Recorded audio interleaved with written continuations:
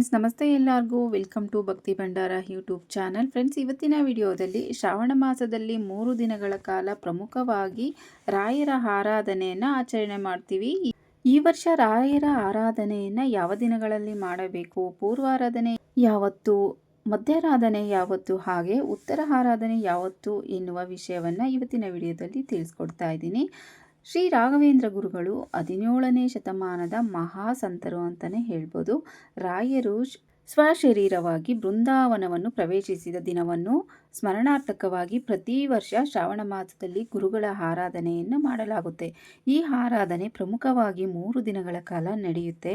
ಮೊದಲನೇ ದಿನವನ್ನು ಪೂರ್ವಾರಾಧನೆ ಅಂತ, ಎರಡನೇ ದಿನವನ್ನು ಮಧ್ಯ ಆರಾಧನೆ ಅಂತ, ಮೂರನೇ ದಿನವನ್ನು ಉತ್ತರ ಆರಾಧನೆ ಅಂತ ಆಚರಣೆ ಮಾಡ್ತಾರೆ. ಈ 3 ದಿನಗಳಲ್ಲಿ ಎರಡನೇ ದಿನ ಅತ್ಯಂತ ಶ್ರೇಷ್ಠವಾದದ್ದು ಅಂತ ಹೇಳ್ತಾರೆ.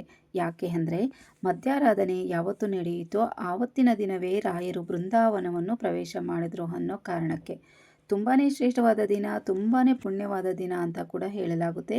ಹಾಗೆ ವಿಶೇಷ ಪೂಜೆ, ಅಭಿಷೇಕ, ಹೋಮ ಎಲ್ಲವನ್ನು ಆವತ್ತಿನ ದಿನ ವಿಶೇಷವಾಗಿ ರಾಯರಿಗೆ ನೆರವೇರಿಸಲಾಗುತ್ತೆ.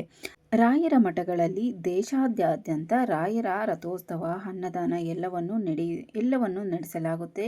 ಇನ್ನು ಯಾಕೆ ರಾಯರ ಆರಾಧನೆಯನ್ನು ಆಚರಣೆ ಮಾಡಬೇಕು ಅಂದರೆ, ರಾಯರು ಬೃಂದಾವನವನ್ನು ಪ್ರವೇಶ ಮಾಡುವ ಸಂದರ್ಭದಲ್ಲಿ 700 ವರ್ಷಗಳ ಕಲಿಯುಗ ಮುಗಿಯುವವರೆಗೂ ಕೂಡ ಸಮಾಧಿಯಲ್ಲೇ ಇದ್ದು ತನ್ನ ಭಕ್ತರಿಗೆ ಅಭಯವನ್ನು ನೀಡ್ತೀನಿ ಅಂತ ಹೇಳಿದ್ದಾರಂತೆ. ಹಾಗಾಗಿ ಯಾರಿಗೆಲ್ಲ ತುಂಬ ಕಷ್ಟ ಇದೆ, ಮನಸ್ಸಿಗೆ ಶಾಂತಿ ಅನ್ನೋದೇ ಇಲ್ಲ ಅನ್ನೋರು ಈ ಆರಾಧನೆಯನ್ನು ಮಾಡಿದರೆ ಅವರ ಸಂಕಷ್ಟಗಳು ದೂರ ಆಗುತ್ತೆ, ಇಷ್ಟಾರ್ಥಗಳು ಸಿದ್ಧಿಯಾಗುತ್ತೆ ಅನ್ನೋ ನಂಬಿಕೆ ಕೂಡ ಇದೆ. ಹಾಗಾಗಿ ರಾಯರ ಈ 3 ದಿನಗಳನ್ನು ರಾಯರ ಆರಾಧನೆಗೋಸ್ಕರ ಮುಡುಪಾಗಿಡೋದು ತುಂಬಾ ಒಳ್ಳೆಯದು ಅಂತಲೇ ಹೇಳ್ಬೋದು. ಇನ್ನು ಈ ವರ್ಷ 355ನೇ ಆರಾಧನೆಯಾಗಿರುತ್ತೆ. ಹಾಗೆ 27ನೇ ತಾರೀಕು ಆರಂಭವಾಗಿ ಸೆಪ್ಟೆಂಬರ್ 2ನೇ ತಾರೀಕಿನವರೆಗೂ ಇರುತ್ತೆ.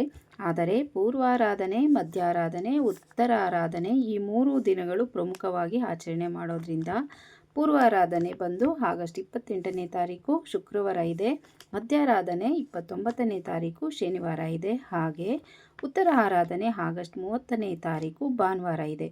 ಈ 3 ದಿನಗಳ ಕಾಲ ನಾವು ರಾಯರ ಆರಾಧನೆಯನ್ನು ಮಾಡಬೇಕು. ಅದರಲ್ಲೂ ವಿಶೇಷವಾಗಿ ಆಗಸ್ಟ್ 29ನೇ ತಾರೀಕು ಶನಿವಾರ ದಿನ ಮಾಡಿದ್ರೆ ತುಂಬಾ ಶ್ರೇಷ್ಠ.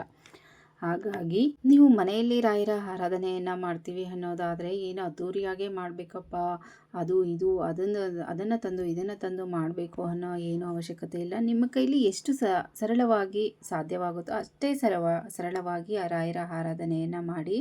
ಆದರೆ ಶ್ರದ್ಧಾ, ಭಕ್ತಿ, ಮೈಲಿಗೆಯಿಂದ ಮಾಡಿದ್ರೆ ಸಾಕು.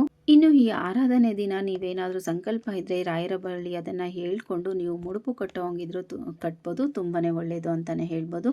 ಈ ದಿನ ಮುಡುಪು ಕಟ್ಟೋದ್ರಿಂದ ಬೇಗ ಫಲಪ್ರಾಪ್ತಿ ಆಗುತ್ತೆ ಅಂತಲೇ ಹೇಳ್ಬೋದು. ಫ್ರೆಂಡ್ಸ್, ಗೊತ್ತಾಯ್ತಲ್ವಾ ಫ್ರೆಂಡ್ಸ್, ಈ ವರ್ಷದ ಆರಾಧನೆ ಯಾವ ದಿನ ಬಂದಿದೆ ಅಂತ. 3 ದಿನಗಳ ಕಾಲ ರಾಯರ ಆರಾಧನೆಯನ್ನು ಮಾಡಿ ರಾಯರ ಕೃಪೆಗೆ ಪಾತ್ರರಾಗಿ ಅಂತ ಹೇಳ್ತಾ ಇವತ್ತಿನ ವಿಡಿಯೋನ ಮುಗಿಸ್ತಾ ಇದ್ದೀನಿ. ಈ ಮಾಹಿತಿ ನಿಮಗೆಲ್ಲ ಇಷ್ಟ ಆಗಿದೆ ಅಂತ ಅನ್ಕೊತೀನಿ. ಇಷ್ಟ ಆದರೆ ಪ್ಲೀಸ್ ಒಂದು ಲೈಕ್ ಮಾಡಿ, ಹಾಗೆ ನಿಮ್ಮ ಫ್ಯಾಮಿಲಿ ಫ್ರೆಂಡ್ಸ್ಗೂ ಶೇರ್ ಮಾಡಿ, ಹಾಗೆ ಸಬ್ಸ್ಕ್ರೈಬ್ ಮಾಡ್ಕೊಂಡು ಸಪೋರ್ಟ್ ಮಾಡಿ. ನಿಮ್ಮ ಸಪೋರ್ಟ್ ತುಂಬಾ ಮುಖ್ಯ ಅಂತ ಹೇಳ್ತಾ ಇವತ್ತಿನ ವಿಡಿಯೋನ ಮುಗಿಸ್ತಾ ಇದ್ದೀನಿ. ಮತ್ತೊಂದು ಮಾಹಿತಿ ಜೊತೆ ಬರ್ತೀನಿ ಅಂತ ಹೇಳ್ತಾ ಥ್ಯಾಂಕ್ ಯು ಫಾರ್ ವಾಚಿಂಗ್.